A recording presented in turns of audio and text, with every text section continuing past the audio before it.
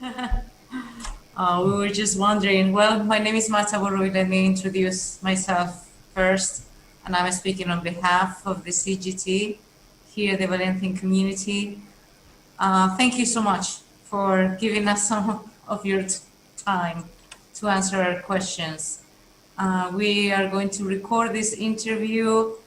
I'm going to make a brief introduction of the CGT and a little bio about yourself, if that's okay with you. And then I'll go on with the questions. Does it work for you? Is that okay? Let's get going. Okay.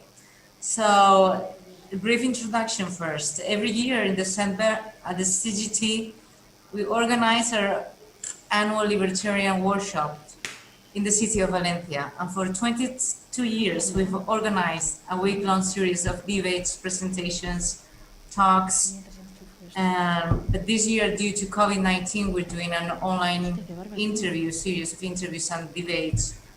And we feel honored to have Dr. Noam Chomsky as our main guest speaker to talk about the challenges that we face as a species, capitalism, and other alternative economic systems. Dr. Noam Chomsky is an American linguist, philosopher, cognitive scientist, historian, social critic, and political activist. Laureate professor in linguistics at the University of Arizona and professor emeritus at the MIT, Massachusetts Institute of Technology. And he's the author of more than 100 books on topics such as linguistics, world politics, and mass media. And ideologically, he aligns with anarcosindicalism and libertarian socialism. Is that right, Dr. Chomsky? More or less? More or less. Like to add something? Would you like to correct something, make some comments? Sorry? Would you like to make any comments about my introduction? Is there something do we like to change or? No, I never listen to introductions. Okay, well, we need one for this interview for later when it's published. Shall we start with the questions? First, some questions about your personal career development, and then we'll move on to more towards other labor movement and economics questions. Our first question is in 1957, you presented your PhD thesis in which you developed some of your idea on linguistics, which you further developed in your book Syntactic Structures and in your following publications. And today you're known around the world as an eminent linguist and philosopher, as well as political analyst and activist. Could you tell us what happened during your personal development that made you abandon the confines of academia and open yourself up to social compromise? I never abandoned it. In fact, I've just come from a 2-hour working conference with a small group of linguists around the world who meet virtually every couple of weeks to work on advanced technical problems. And I'm in the midst of teaching, but it's just 2 parts of my life. I've actually never been out of school since I was about 2 years old, and I've never stopped social activism since I was about 10 or 11. Was there something that triggered that change towards more a social compromise or to get involved more in politics? Varies depending on what's happening. In the last, there are periods when politics is all consuming. There are other periods of a little bit of relaxation, get back to the work I like to do. Okay, well, thanks so much. And also about academia and your career, David Graeber, who was an anthropologist and an anarchist, who recently passed away, mentioned that there were very few anarchist professors in universities nowadays. You were, in this regard, one of a kind at some point. Is it a logical situation, or do you think the situation may change to have more anarchist professors at universities?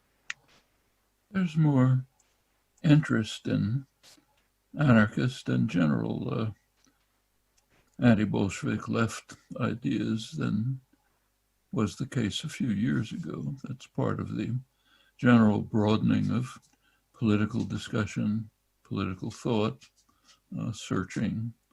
A lot of young people now looking in many ways, and there's some people who respond. Unfortunately, one of the leading figures, Dave Graeber, just passed away a couple of weeks ago, quite young, but there are others.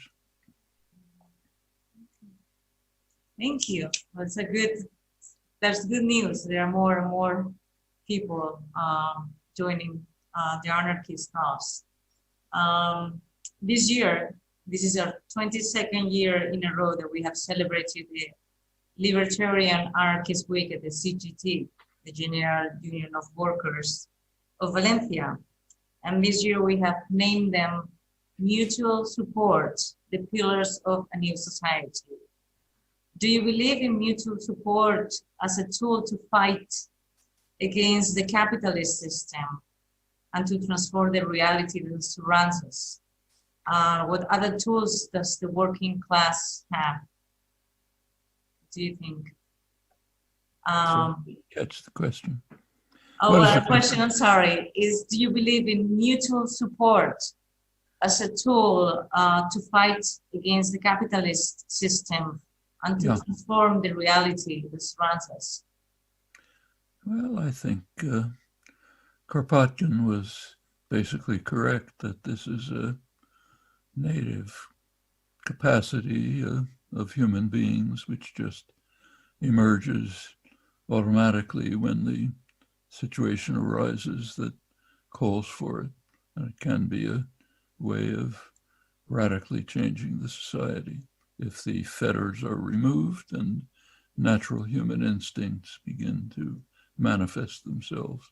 In fact, we've seen it in quite remarkable ways in the last few months. The pandemic, of course, is raging everywhere, and very strikingly around the world in poor communities, repressed, subject to violence, extraordinary developments of mutual support have taken place. So spontaneously just arising, people helping each other, deciding to work together in places like some of it's pretty extraordinary, like in the favelas in Rio de Janeiro, awful slums, horrible, no water, people jammed together, no health, of course, the government does nothing for them. But the communities started to get organized to try to deal with the situation as best they could. And quite remarkably, among the leading organizers were the crime groups that terrorized the communities. They came in and started helping people find ways to social distance, to get some water if it was needed, so on. It's just spontaneous. Other communities elsewhere, Brazil, elsewhere, poor communities, if some elderly person is stuck in an apartment, people will just come and bring them food, see what they need, and so on. This is just spontaneous human reactions. Social structures are designed to undermine them, sometimes very explicitly.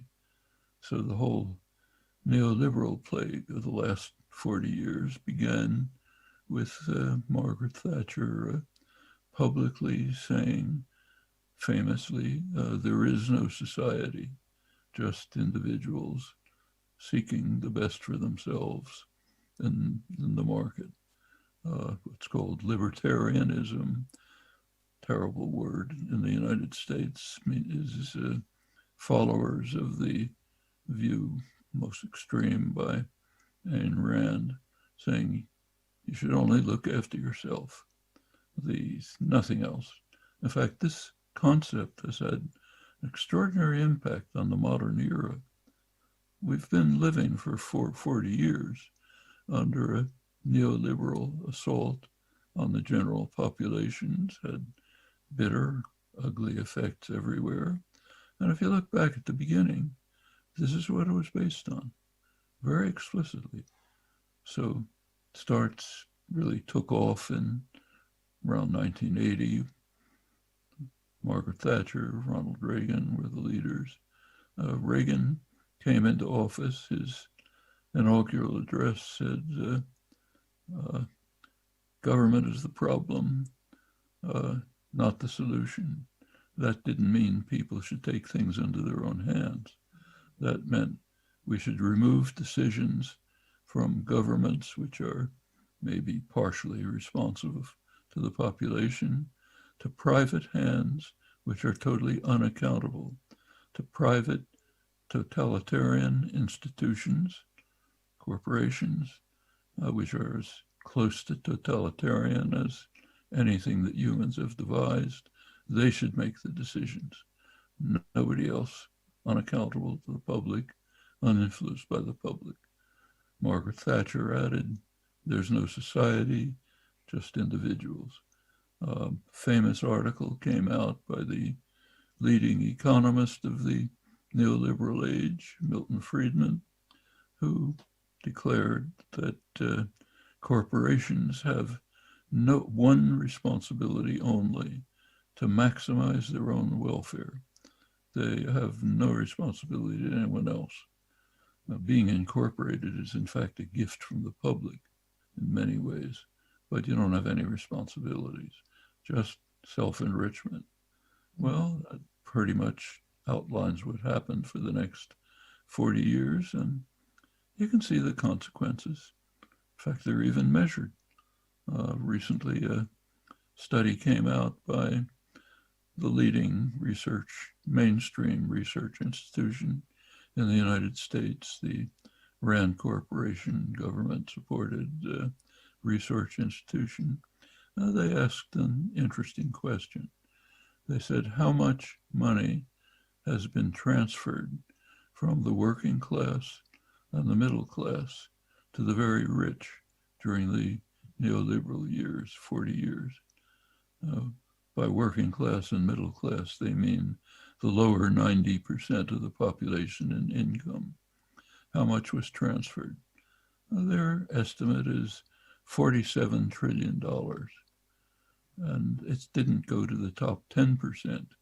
It went to the top 0.1%, tiny fraction. Top 0.1% doubled their share of the country's wealth from 10% to 20%. It's claimed that wages have risen. Take a close look. For a tiny sector of the population, managers of corporations and so on, wages have skyrocketed. They're in the stratosphere. For the overwhelming majority of the population, stagnation, even decline. Very precarious existences. Now that's what happens when you transfer decisions totally away from the public in any way to the hands of private tyrannies. And it's happened all over the world. You see it in Europe, other parts of the global south, wherever the plague has spread, these have been the consequences. Quite predictably and sensibly, this is class war carried out in a very dedicated and vicious fashion. So it just illustrates the fact that the business classes are basically vulgar Marxists. They're always fighting a bitter class war. Any opportunity they get, their values are reversed. But otherwise, it's just elementary vulgar Marxism. And if nobody resists, they win. And Reagan and Thatcher understood very well, maybe not them, but they're the people running the show for them, understood that the first thing you must do is eliminate means for people to defend themselves. What are the means to defend themselves? Labor unions.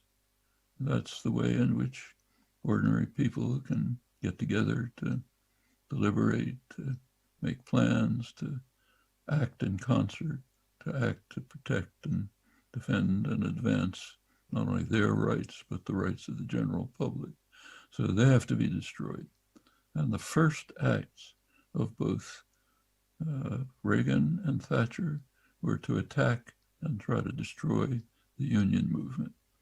Reagan went so far as to call in scabs, illegal in every country except South Africa, brought them in to break up strikes. Private corporations picked up the idea, they started doing it. The Democrats in the United States joined in, it was bipartisan. When Bill Clinton came into office, first thing was to ram through what are called free trade agreements, which are a joke. They are investor rights agreements with enormous protection for private capital, what are called intellectual property rights, patent rights that have never existed in history. That's why the pharmaceutical companies are bulging with money and drug prices are out of sight, essentially monopoly pricing rights. And for the working class, it was the opposite. We put you in competition with the poorest, most poorly paid, most repressed workers in the world. That's who you compete with. The labor movement at the time had an alternative program, which was a very sensible program for international economic arrangements that would be beneficial to all. No attention paid. Government, of course not. Media never mentioned it. Nothing. So we've had 40 years of this. Elsewhere too. Well, that's class war when only one side is fighting. Yeah, and talking about you answered a lot of questions that we had in mind about, you mentioned the class war and well, whether for the first time in the history of the USA, the rich have paid less in taxes than the workers, which is also happening in wealthy countries in the West and especially in the south of Europe. This is an incredible victory of one side over the other in the class war. And this is reflected in the political sphere where democracy is being undermined, generating greater inequalities, as you mentioned, than in previous decades. How can we level off this increase in social injustice? And from the anarchist perspective, do you believe we can combat these inequalities? Contact them by a number of means. One of them, which is quite effective and is in process, is following Bakunin's advice of building the institutions of the future society within the present one. Now that's happening. For example, mutual support groups, localism and supply of foods and materials, worker-owned enterprises spreading around much of the world. These are all ways in which collectives, cooperatives, lots of things developing, not on a substantial scale, in fact. They're small, but there are many of them. Some of them, in fact, are quite substantial. So probably the largest social movement in the world is the MST in Brazil, Landless Workers Movement. Huge movement, not just taking unused lands for poor peasants, but building a cooperative society within that system. small industry, enterprises, financial institutions helping people, just a general society of solidarity and mutual support, mutual aid.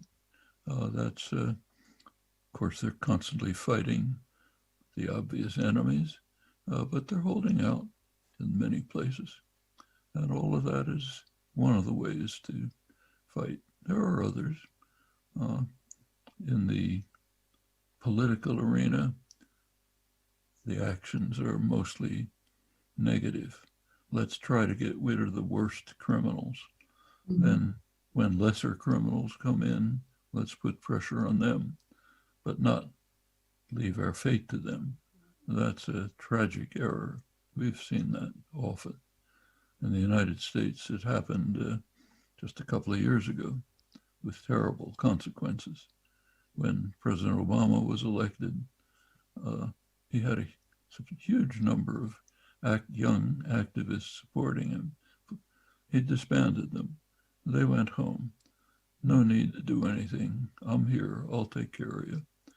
We took no time for him to betray working people, poor people, virtually everyone, minorities, turn everything over to the rich and powerful. Sure, that's what they'll do, unless you keep the pressure on. I hope it won't happen this time with Biden. We'll see. Or you think, I mean, do you have a positive outlook on the future, even though, you know, everything looks so negative right now? We're facing a crisis with respect of the economy, employment, the climate, the shortage of food, COVID-19 now that make it even worse for the crisis that we already had before, but there is still hope. Or maybe in your opinion, that basis for an alternative path for humankind to find this solution, or at least to confront this crisis, taking people's needs into account. Basically, I guess you already answered this question. But there's a lot more to say about it. The most severe crisis we face is actually the environmental crisis, much more severe than the pandemic. The pandemic will sooner or later be overcome at terrible cost, at needless cost. We can see that it's needless cost by the fact that there are places where they have handled it very well. Take China, for example, center of the crisis. Terrible situation. Last couple months, China's back to normal. In a few cases, not very many. Economy's growing. Things are normal.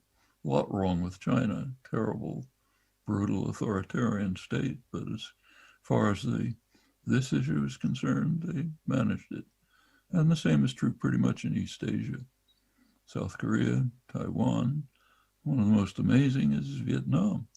There's over 1,000-kilometer border with South China, the center of the crisis. Had no cases for the first couple of months. Now there's a handful, mostly visitors. Cuba's handled it. New Zealand, almost totally under control. Africa, Senegal, Liberia, other countries responded very quickly and have it under control. Europe is backward. They waited and paying attention. What happened this summer was catastrophe. People wanted their vacations. They didn't wanted to enjoy themselves in the Spanish beaches, although want to go skiing in the Alps. Yeah, of course, leads to a catastrophic consequence. Can be controlled, but not unless people cooperate. And of course, the governments have to do things. The worst situation, maybe of all, is in the United States, where the government just abandoned any interest in it. And let it rage, we don't care. So, in fact, from the point of view of the outgoing government, Trump, it's good if it gets as bad as possible. And in fact, they're trying to make it as bad as possible, even by things like not giving data to the incoming government. And that's sensible. The worse the situation is, the more trouble the country's in, the harder it'll be to deal with it under the new administration, and then they can be blamed for all the failures that come. It's rational, but cynical, but after all, that's what we're dealing with. So yes, we will overcome the pandemic sooner or later. Environmental crisis, we can't stop. We can stop causing a worse crisis. We can't prevent what's happened. The Arctic ice sheets are melting. We can't put them back together again. There is much worse to come. We have a couple of decades to try to overcome, deal with the crisis. If we don't take that opportunity, the human species is basically finished. People will survive, but not in any organized society. The prospects are very dire. It's important to remember that we know the solution. There are ways to solve this. They're feasible, they're known, there's cooperation, not enough, but some cooperation in dealing with it, including, incidentally, a number of the leading labor unions in the United States who are now committed to moving to sustainable development, renewable energy, eliminating fossil fuels. And we should remember that the pioneers in the environmental movement in the United States was the labor movement. This is 40 years ago, 50 years ago, in fact. And at which union? The oil, coal, atomic workers union, the union that was right in top of working with the most disastrous materials. It's not too surprising because the workers there know the effects. That union, under the leadership of a pretty radical political figure, also leading environmentalist, Tony Mazzocchi, pressed hard for the first serious environmental regulations. And we're in the forefront of the effort to deal with the environmental crisis from the beginning. And now other unions are joining in. Could have added that to the set of cooperative efforts being taken by popular groups to deal with the crises around us. And it's a critically important one. Historically, for a long time, the labor movement has been in the forefront of social reforms and significant change. That's why there have been such efforts to destroy it. Got to come back. So that can happen. We know how to deal with the crisis, but it has to be done, and there isn't much time. Can't be wasted. Yeah, yes, you're right. And we're thinking also about how through the last century, the US has led the way in areas as politics and the global economy and the culture. But do you believe that the emerging Chinese hegemony will be a simple change of masters, or will it mean a new worldwide framework in terms of political relationships and the possibility of changes in the status quo? Do you think that the power will shift towards China in the next few decades, and this may affect the whole political arena worldwide, or will it still be the same, just changing power from one country to another? Is there more hope with China? I mean, some things are going to happen more or less out of the control of people who are activists concerned with these things. But much of it depends on what we do. Mm-hmm. So take, say, the climate crisis. It's not going to be solved by itself. There are ways to solve it. We know how to do it, but people have to take the opportunities, implement the understanding, go ahead and develop the alternative society, much better society that can survive, that will not destroy the environment that sustains life. There are other changes in the international system which are very large scale. Take, say, the growth of China. China's had, as I mentioned, it's a harsh, brutal, totalitarian society, but it's had many achievements. It's raised more people out of poverty than has happened ever in history. This goes way back to the Maoist years. It's worth remembering that during the Maoist years, which are constantly condemned, and there was a lot to condemn, of course, but nevertheless, during those years, the Maoist government saved the lives of 100 million people as compared with India next door. Similar countries, the Maoist government instituted rural development programs, health programs, barefoot doctors, cooperatives, and literally the difference in mortality with India, which didn't do it, was 100 million people in the years up to 1979. That's not a small achievement. And it laid the basis with a healthy, moderately educated, rural working class, which laid the basis for the development that took place since. And not only have they brought huge numbers of people out of poverty, but they've also taken the lead in development of the kinds of technologies that we need to save the world in solar power, wind power, electrification. China's way ahead of the rest of the world. In fact, ahead of the rest of the world combined. One of the ugly things that's happening now is the United States and to some extent Europe are working to try to impede China's development. That's not on human rights grounds. They're not helping anybody that way. They're impeding the development of a potential competitor. That's really criminal. We should be cooperating with China, not overlooking, not relenting from the proper condemnations and criticisms, just as they should be condemning our crimes, but cooperating with them in areas which we have to work for together.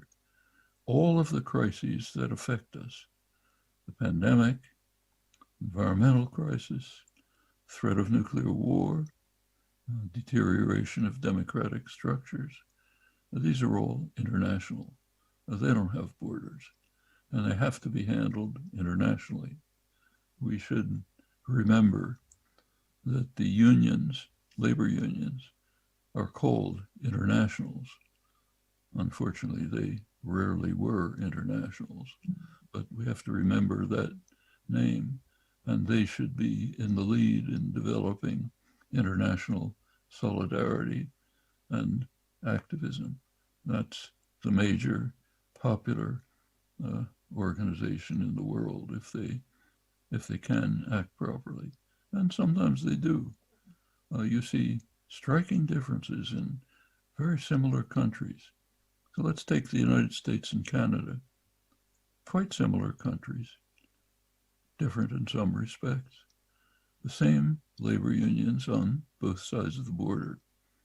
United Auto Workers runs the auto plants in Detroit and north of the border in the Canadian provinces. There are many striking differences between Canada and the United States. One of them is that Canada has a healthcare system, like every other country.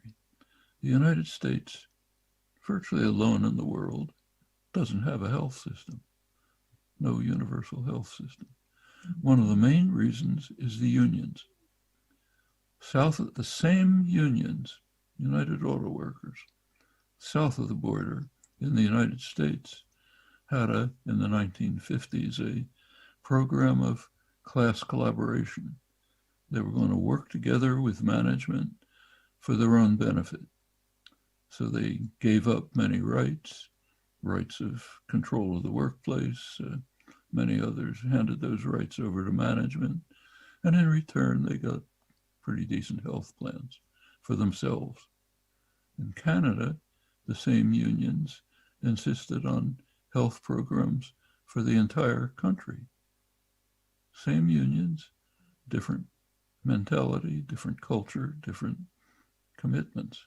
And it shows there's a big difference between having health care and not having it. Actually, to be precise, the United States does have a universal health care system.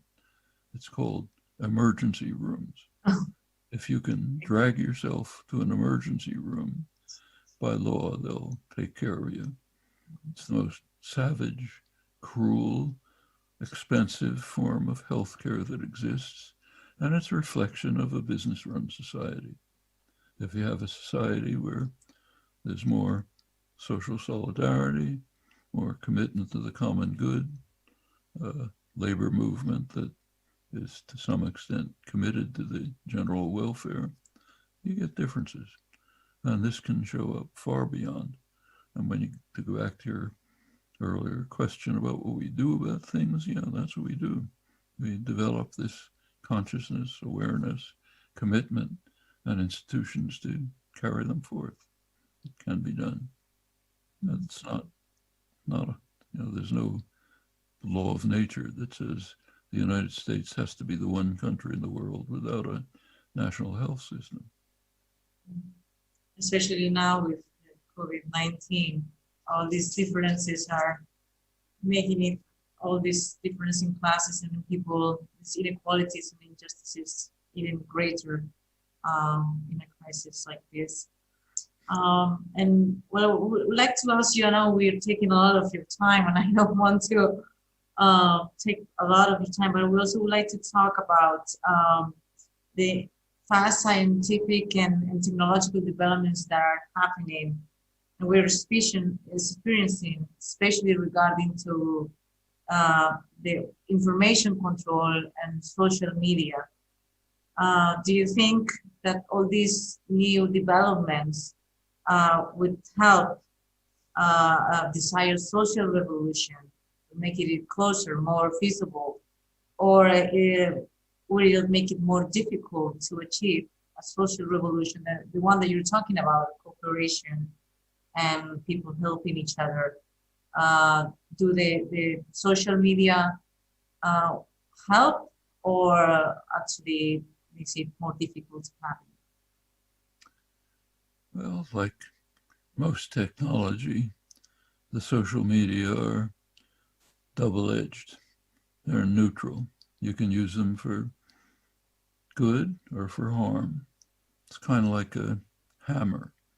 You can use it to build a building, or a torturer can use it to smash somebody's head in. The hammer doesn't care. And social media are open to all kinds of uses.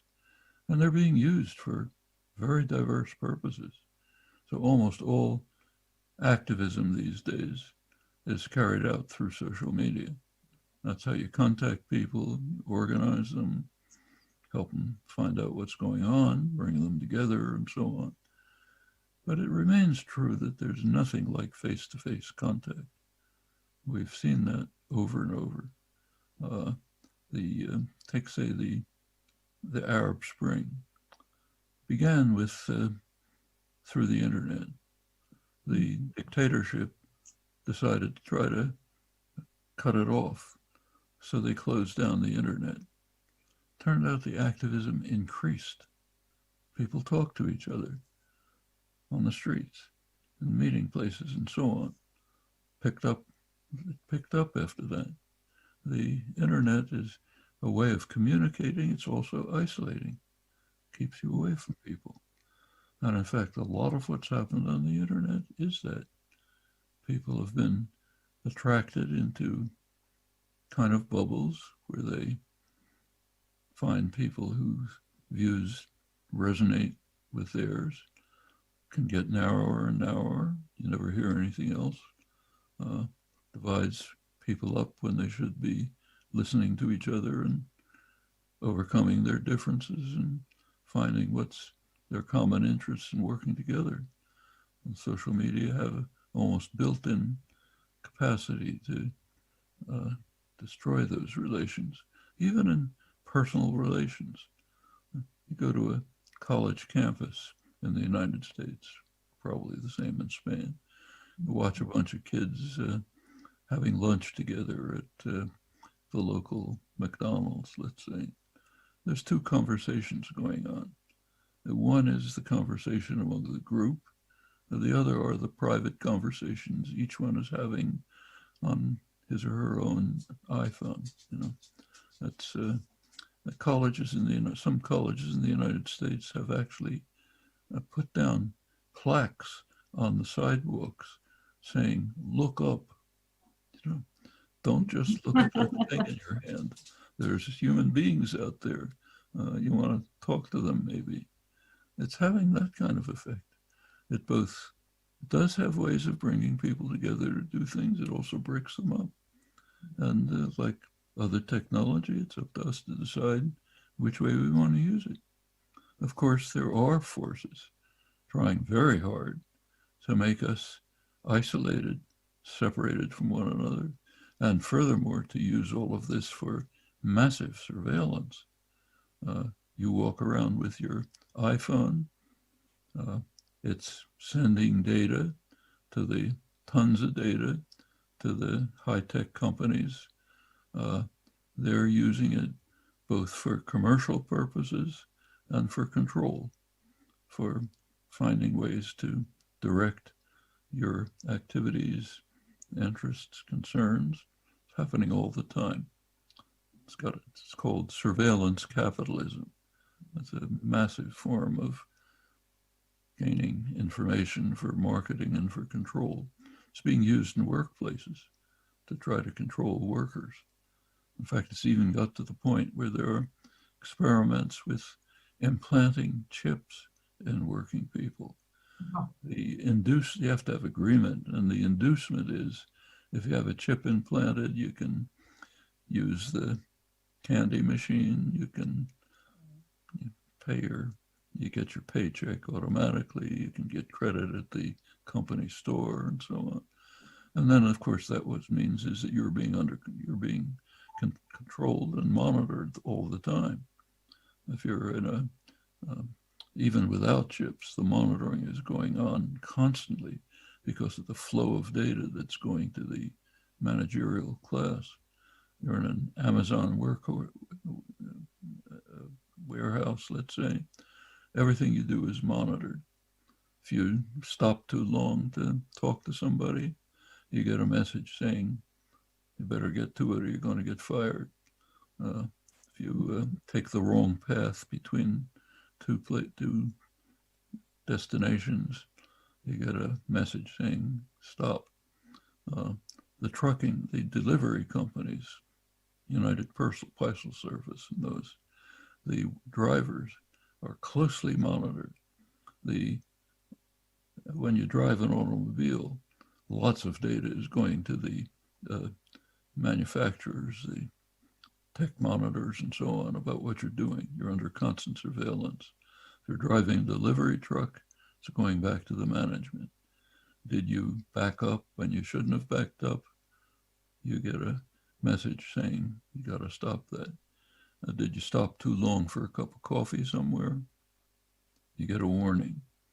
UPS, the company, claims that they have significantly improved their efficiency by these means of controlling workers, turning them into total automata under total control. All of these things are going to happen. It's going to get worse when we move to what's called the Internet of Things, where the objects in your house, let's say the refrigerator, are going to be collecting information and data about you. Has some conveniences. Means when you're walking home from the metro, you can, a couple blocks from your house, you can send a message saying, start boiling the water on the stove. Okay. On the other hand, you're being monitored and controlled. It's both. So we have to decide. The country that's taken this to the extreme is China. There are parts of China where the control is almost total.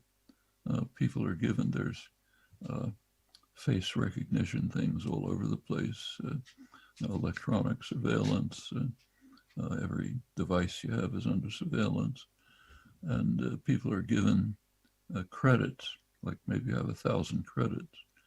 And if you do the wrong thing, like maybe cross the street where there's not a light, you'll get demerits, you lose credits.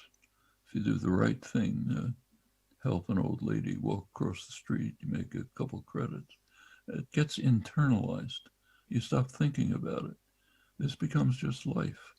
I'm constantly under control and surveillance. And people even accept it. They even kind of like it, you know, becoming a happy slave, but I get what I want. We're familiar with things like this before the technological age. Take just working people. Take the idea of getting a job. Now that's considered a wonderful thing. I got a job. Go back to the early stages of the Industrial Revolution. This was an assault against your fundamental rights and human dignity to have to be subject to a master. That was intolerable. You couldn't. The idea that you would spend part of your waking hour, by now most of your waking life, under the total control of a ruler who has more control over you than Stalin had. Stalin couldn't tell people, you can go to the bathroom at 3 p.m. for 5 minutes. Here's the clothes you have to wear. Here's the path you have to take when you move from here to there. Early stages of the Industrial Revolution was bitterly attacked. The major American labor union, the Knights of Labor, was based on the principle that no one should have a master for any part of their life. Those who work in the mills should own them and direct them and manage them. Never subordinate yourself. You shouldn't be subordinated to anyone. This is men and women, factory girls as they were called, young women from the farms, had their own journals, bitterly condemning the autarky, totalitarian character of the industrial environment into which they were forced. Well, over many decades, this consciousness has been suppressed. Now, people think it's the ideal in life to have a place where you can be ruled by a master for most of your working life. It's kind of like a Chinese citizen feeling, well, yeah, being under total surveillance and control is just life, you know. It's like breathing. It can happen. You have to resist it. It's very Orwellian as well. It's very scary, the situation of being under surveillance all the time.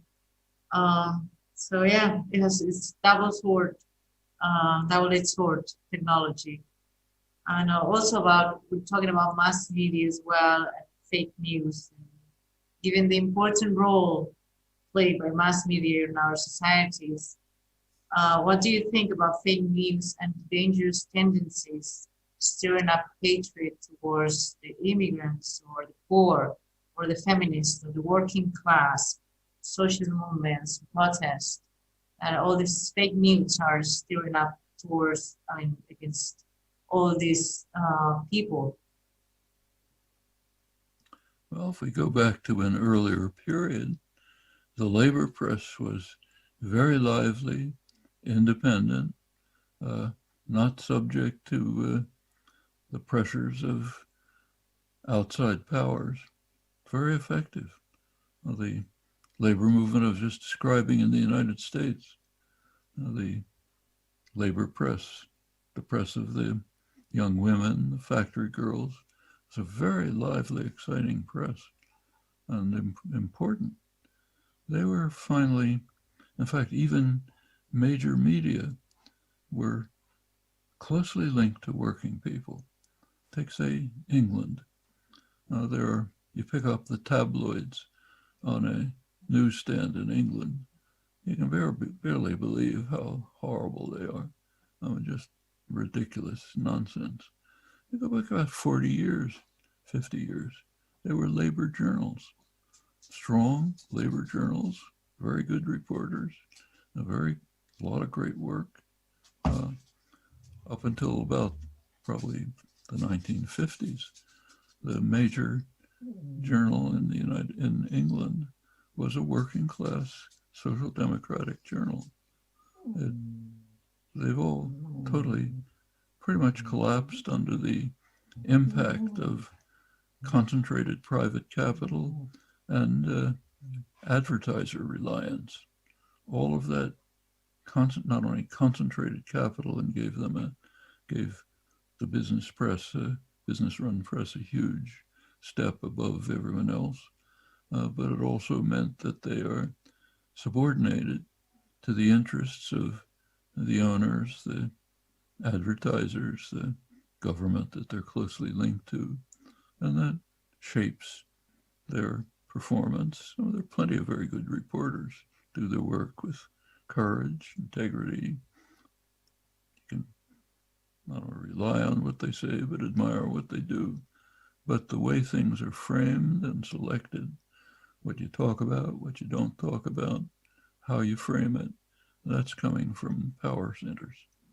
And one way of responding to that is to rebuild the labor press. I mean, public media have some degree of independence. Depends on the country, but at least some degree of independence. Take, say, the BBC in England, which I managed to follow pretty closely for all sorts of reasons. It used to be, to some extent still is, but used to be quite a serious independent media source.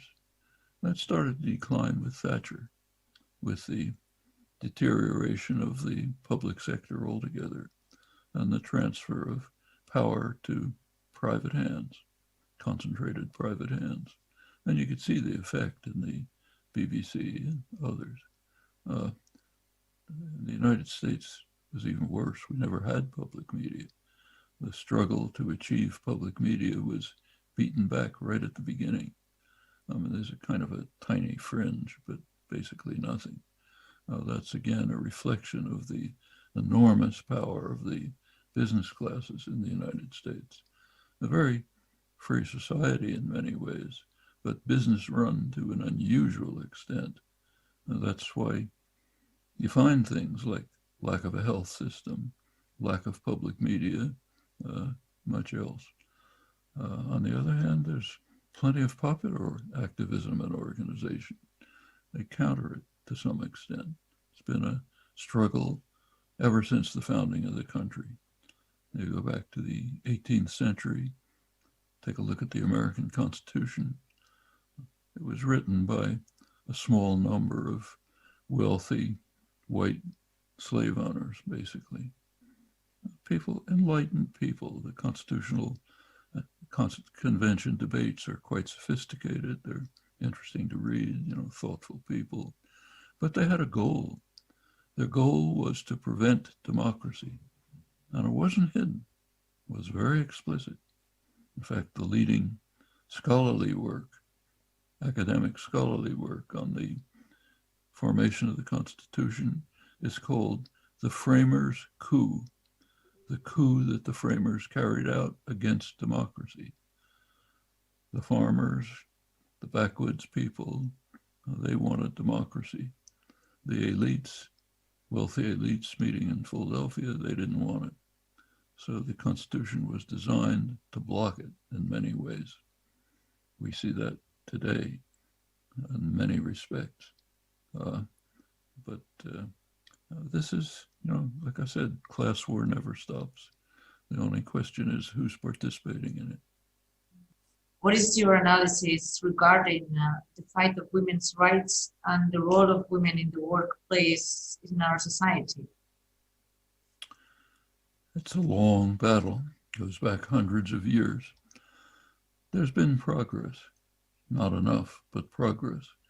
But we should remember what the situation was not long ago.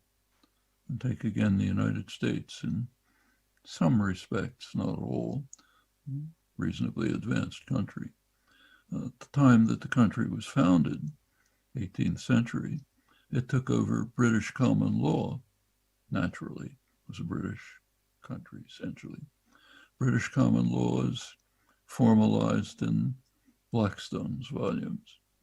According to these volumes, women are not persons, they are property. A woman is the property of her father. It's handed over to the husband. In fact, one of the arguments against allowing women to vote was it would be unfair to unmarried men because a married man would have 2 votes, and that's not fair. It took a long time to overcome that. The right to vote for women was achieved about the same time it was in Afghanistan. Until the 1970s, not that far back, women were not legally regarded as peers. Women did not have a legal right to take part as jurors in a federal trial because they were not peers. That was 1975. That was finally overturned. As far as the workplace is concerned, still remains radical discrimination. And it's harmful. There are many other things that aren't exactly in law, but women are also expected to do other work which is unpaid. Most women's work is not paid. Child care, taking care of the home, making meals, whatever it is, that's work. But it's not paid work. It's just unpaid labor. And that's over and above the wages that they might receive, which are less than those of men doing the same work. It's improved, but there's a long way to go. And in some places, again, in the United States, the country, obviously I know best, we don't even have childcare. In most, or maternity leave, let alone paternity leave. We barely have maternity leave, just a couple of days, way below other countries. The lack of childcare means more work for women. It's not even good for the children. I mean, it's good. I myself happened to be my parents were working. They had me in a nursery school when I was 2 years old. Okay, that was a good experience, spending the day with other kids in happened to be a decent progressive environment. If you have all of that can be quite positive, and countries with no society, like the ideal under neoliberalism, you don't have it. Well, all of these are things to have to fight for. I would like to ask you a last question, if I may, about the U.S. presidential elections happened recently. We would like to know what your analysis is regarding the process and the results of the U.S. elections. Since you recently mentioned that the U.S. could be on the verge of a civil war, how serious is the situation in the U.S. in terms of a divided nation? The elections were, in my view, pretty much of a disaster and a threat to the country and the world. I mean, the very fact that Donald Trump could run as a credible candidate is an extraordinary victory for the far right. I mean, put aside his policies. This is a man who had just killed tens, if not hundreds of thousands of Americans through malevolence and incompetence. But he could run for the highest office and be taken seriously as a candidate, have adoring worshipers. 75% of Republicans think the election was stolen. He's the legitimate president. This is putting aside, and I should say, if you look at the results of the election, the Democrats, the less extreme business party. The United States is basically a one-party state. It's the business party. It has two factions, the more extreme, less extreme. The less extreme one is called the left, the Democrats. It's actually center-right. They lost everywhere. At every level, they lost. The Congress, House, Senate, House, state legislatures, local elections, everywhere. The only place they won was the presidency, and that was anti-Trump. That was because a lot of mostly affluent people just don't like his vulgarity and antics. That's it. It's a very sad commentary on the nature of the country. And given the power of the United States, that means the world. It's partly, I mean, if you look closely at it, there was very little policy discussion. The major policy issues don't get mentioned. Like what we've been talking about. None of that comes up in the political discussion and debate. We had a couple of months when all the attention was focused on the election. Practically no mention of things like global warming, Trump's tearing down the arms control regime, the utter deterioration of the functioning democratic system, barely mentioned. It's all personal things, minor things. And a large part of the reason is neither party wants to do it. I mean, let me just give you one example. Could go on forever, but we don't have all night. One of the top issues in the discussion today is what to do about the threat of Iran. Okay? We're supposed to believe that Iran is developing nuclear weapons, which would be a terrible threat, and we have to stop it. Well, let's accept the claim that that's true. It actually isn't, but let's say it is. Suppose you accept all the propaganda. You say, yes, Iran is greatest threat to world peace, nuclear weapons, we can't let them have nuclear weapons, and so on. Now, ask yourself a simple question. Is there a way to stop Iran from getting nuclear weapons and by peaceful means? Happens is a very simple way, and everybody knows it who thinks about it. Institute a nuclear weapons-free zone in the region, as is done in many other parts of the world. Add intensive inspections. Now we know that they can work. Even U.S. intelligence agrees that they worked very well during the period of the joint agreement. So a nuclear weapons-free zone with intensive inspections. Then no Iranian nuclear weapons. Okay, what's the problem? Certainly not in the region. The Arab states have been strongly in favor of it for decades. Iran is strongly in favor of it, has been for many years, calling for it. The global South, strongly in favor. G77, most of the global population calling for it for years. Europe supports it. So what's the problem? Problem is the United States.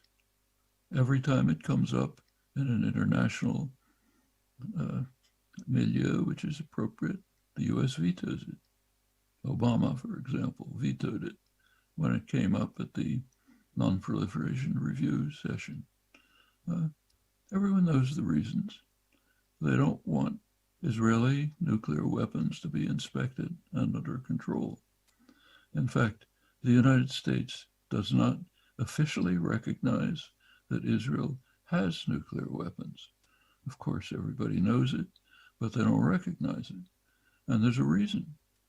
American law bans military and economic aid to countries that have developed nuclear weapons outside the framework of the international arms control system, which means that U.S. military economic aid to Israel is probably illegal under American law. Neither political party wants to open that question. The media don't want to touch it.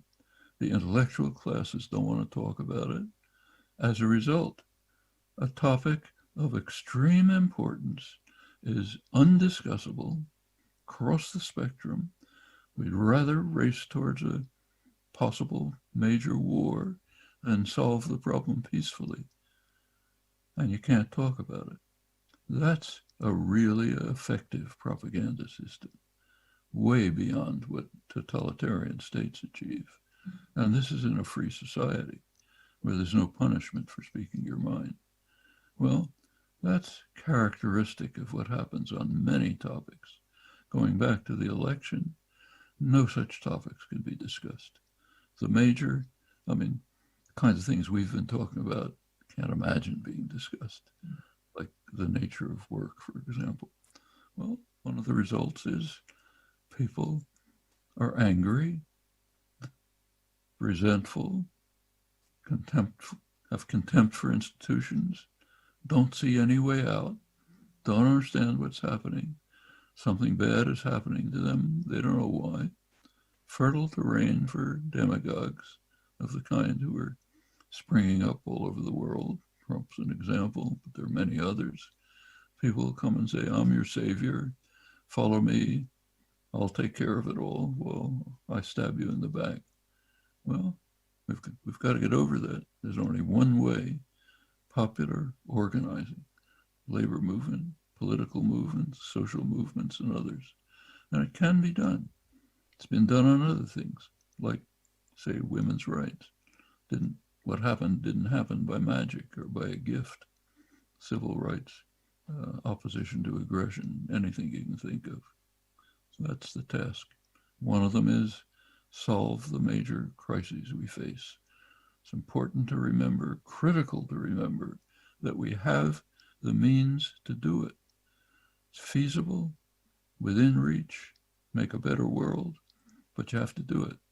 Not just do what Europeans did this summer and say, I prefer my vacation to people dying.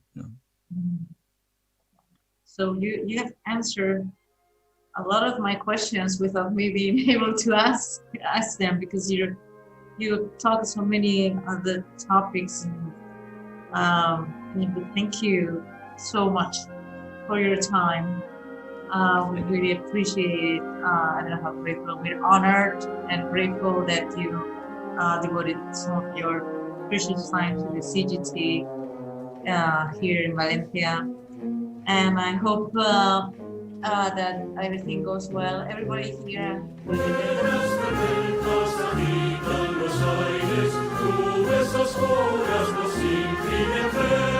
Aunque nos espere el dolor y la muerte, contra el enemigo nos llama el deber. El bien más preciado es la libertad. Hay que defenderla con fe y valor.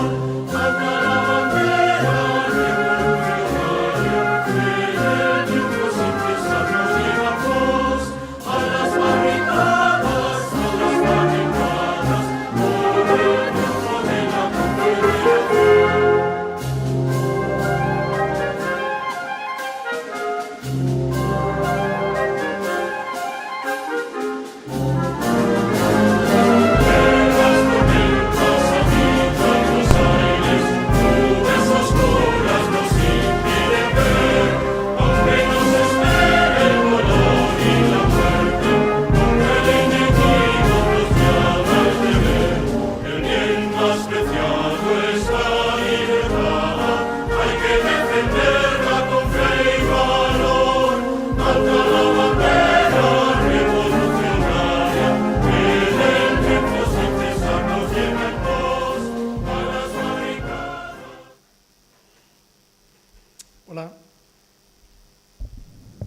Bueno, hemos terminado a escuchar a Noam Chomsky y estamos un poco aún, creo que, gratamente impresionarnos, ¿no?, de su intervención, y creo que necesitaremos de visualizarlo al menos otra vez más, como mínimo, para sacarle el provecho necesario a esta entrevista, ¿no?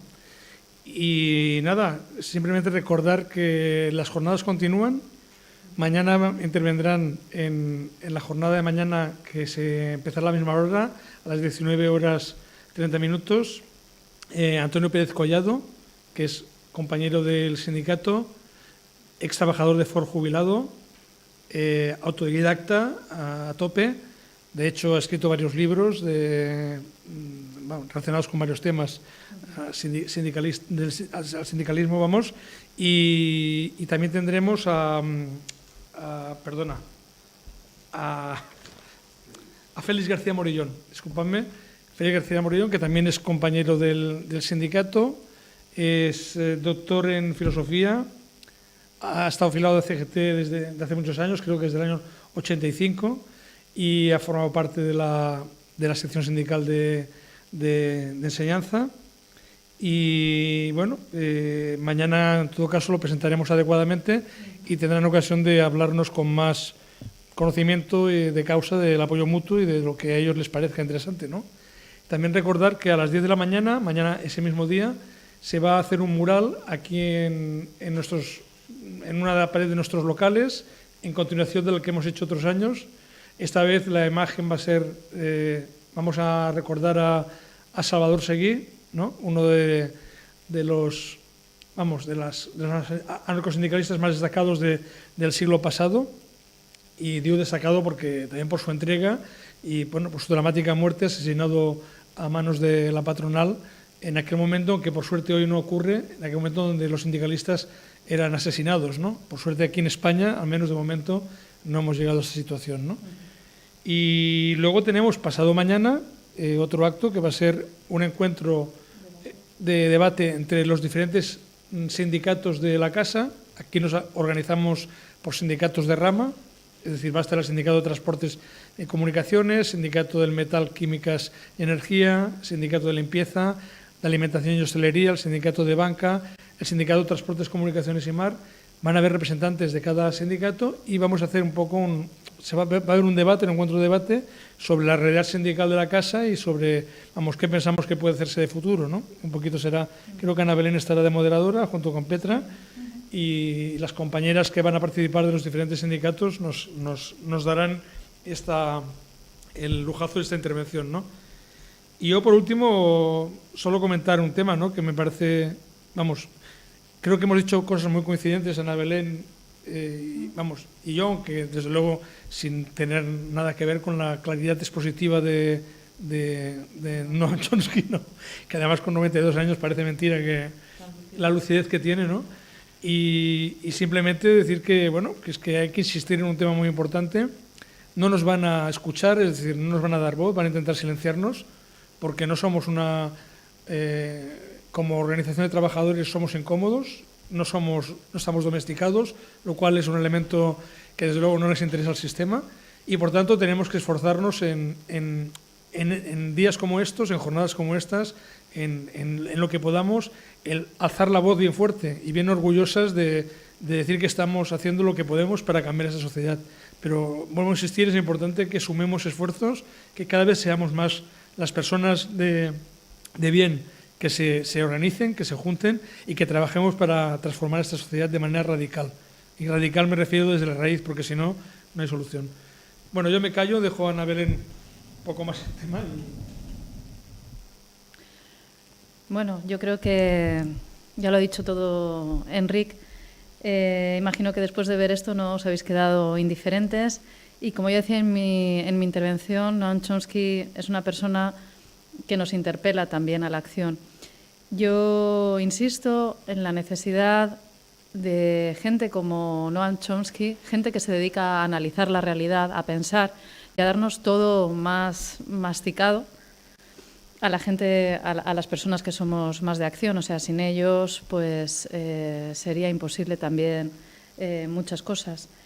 Y bueno, ya por último también no quería olvidar a las personas que por motivos de esta pandemia finalmente no han podido colaborar. Como veis, las jornadas están siendo excepcionales, no son tan amplias como otros años. Esto no significa que las jornadas terminen aquí durante esta semana, sino que bueno, pues que no olvidamos a estas personas que por estas circunstancias no han podido intervenir, pero que contamos con ellas.